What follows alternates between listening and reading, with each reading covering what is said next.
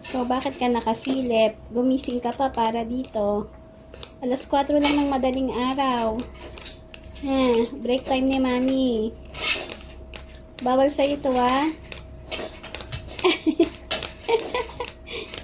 Bawal sa'yo noodles. Nagluto kasi ako ng pansit canton. Tapos nagulat na lang ako umakyat.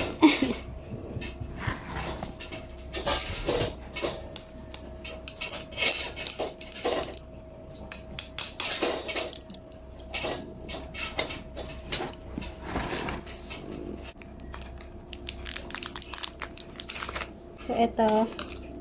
Pansit canton with cheese. Nagluto ako. Kasi hindi ako nakapag-break time kanina. Kaya ngayon ako magbe-break time. Noodles na lang. Tinamad lang magluto ng ulam. Oh, bawal sa'yo yan, ha? Gumising ka talaga para kumain ito. Bawal sa'yo ito. Iba na lang. Ito na lang sa'yo. Charan! Kain na. Bilis! Okay. Yak! Ikaw naman, di ka dito. Bilis!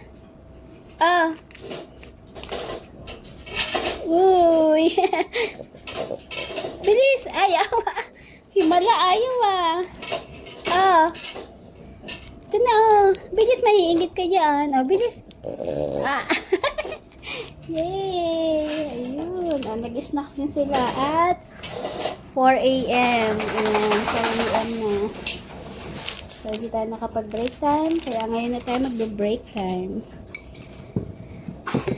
So, ito naman sa akin. Niluto ko yung pansit canton na payless, yung maanghang. Tapos, nilagyan ko ng keso. Masarap siya para sa mahilig sa keso. Tapos meron siyang konting sabaw para yung keso matunaw. So ayan, kakain na ako maya-maya. Medyo mainit pa. So, hinahalo ko siya ng pamamagitan ng chopstick, pero hindi naman ako marunong mag-chopstick. Let's see, let's try.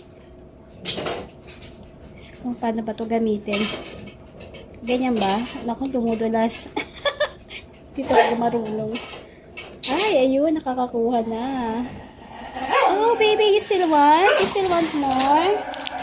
Here, baby, Wow! Sarap naman yan. Bigyan din natin si Budulus.